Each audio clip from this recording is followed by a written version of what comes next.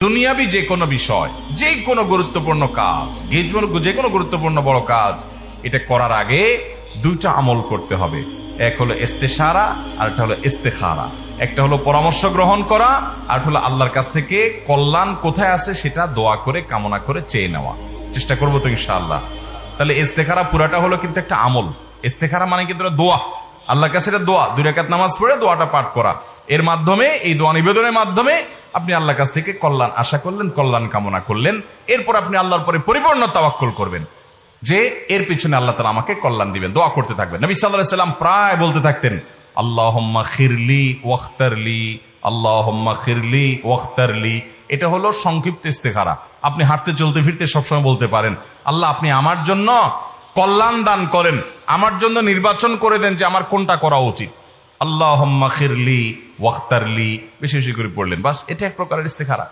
আর মূল ইস্তেখারা যেটা, সেটা তো আমরা পড়বো ইনশাআল্লাহ বিইذনিল্লাহ, বেশি বেশি করে প্রত্যেকটা গুরুত্বপূর্ণ কাজে ইস্তেখারা করতে থাকবো, করতে থাকবো, করতে থাকবো, এবং আল্লাহর উপরে পরিপূর্ণ তাওয়াক্কুল রাখবো। ঠিক আছে তো ইনশাআল্লাহ? আমল করবো তো ইনশাআল্লাহ? আল্লাহ আমাদের সবাইকে আমলের তৌফিক দান করুন। তবে ইস্তেখারা করার ব্যাপারে আমাদের মধ্যে অনেকগুলো বিভিন্ন রকমের চিন্তাধারা প্রচলিত আছে। এর ভিতরে একটা হলো, আমরা মনে করি যে ইস্তেখারা কিছু নেককার মানুষকে দিয়ে করাইতে হয়। এই জন্য অনেক লোক আছে দেখবেন, বিভিন্ন হুজুরদেরকে ধরেন যে হুজুর আমারে আপনি ইস্তেখারা করাই দেন। এটা নবী করিম সাল্লাল্লাহু আলাইহি ওয়াসাল্লামের সুন্নাহ দ্বারা প্রমাণিত না। আপনার ইস্তেখারা আপনি করবেন, আরেকজন করে দিলে হবে না, নাজায়েজ হবে, গুনাহ হবে, আমি সেটা বলছি না। আমি বলছি এটা সুন্নাহ না। নবী করিম সাল্লাল্লাহু আলাইহি ওয়াসাল্লামের কাছে সাহাবীরা কেউ এসে বলতেন না, ইয়া রাসূলুল্লাহ আমার ইস্তেখারাটা আপনি করে দেন। এরকম কোন হাদিস থেকে আমরা যাই না। অথবা সাহাবীরা তাদের মধ্যে সিনিয়র সাহাবীদের কাছে, তুলনামূলক আমলদার মানুষের কাছে গিয়ে বলছেন, এরকম কোন রেওয়ায়েত আমরা পাই না। তবে ইস্তেখারা প্রত্যেকে যার যার ইস্তেখারা শেষে করবে। যদি আরেকজন ইস্তেখারা তার জন্য করে যে আল্লাহ তার জন্য এটা কল্যাণ হবে কিনা, আপনি সেদিকে মনটা ঝুঁকাই দেন, দোয়া করান, তো নেককারদের দোয়া চাওয়া যেতে পারে, এটা আমি নাজায়েজ বলছি না। কিন্তু পদ্ধতি হলো মূলত যার যার ইস্তেখারা শেষে করতে থাকবে। চেষ্টা করবো তো ইনশাআল্লাহ? মহিলারাও করতে পারে, পুরুষরাও করতে পারে, একজন ছাত্র মানুষ করতে পারে, একজন ব্যবসায়ী মানুষ করতে পারে, যে কোনো পেশার মানুষ করতে পারে। এটার জন্য বিশেষ কোনো যোগ্যতার প্রয়োজন নাই। শুধু ওই যে নামাজ পড়ে দোয়াটা পড়বেন, দোয়া মুখস্থ নাই, লিখে নিয়ে বই থেকে দেখে দেখে অর্থ সহকারে বুঝে বুঝে নিয়ত করে করে আপনি পড়বেন, বাস, তাহলে হয়ে গেল। আর ওই যে পরামর্শ, মশওয়ারা, যেটা আমাদের থেকে বিদায় হয়ে গেছে, তাহলে পরামর্শ ভিত্তিক আমরা জীবনযাপন করব, ইস্তেখারা ভিত্তিক জীবনযাপন করব। তবে শরীয়তের কোন হালাল হারাম কাজ করবেন কি করবেন না, শরীয়তের কোন নির্দেশিত কাজ করবেন কি করবেন না, এই বিষয়ে আবার ইস্তেখারা চলবে না। আপনি যদি ইস্তেখারা করেন যে আল্লাহ হুজুর বলছে 5 ওয়াক্ত নামাজ পড়া লাগবে, কোরআনে আছে, হাদিসে আছে, আমি ইস্তেখারা করতে চাই, এটা আমার পড়া দরকার আছে না নাই, তাহলে এখানে ইস্তেখারার দরকার আছে কোনো?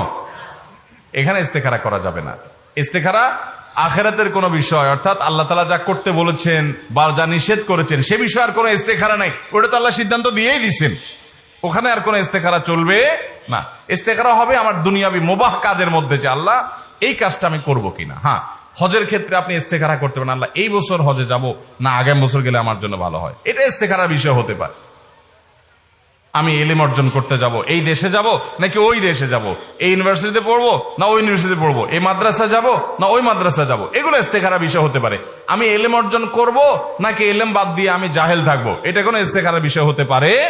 যেটা শরীয়ত আমাকে করতে বলেছে সে বিষয়ে আর কোনো ইস্তেখারার দরকার নাই।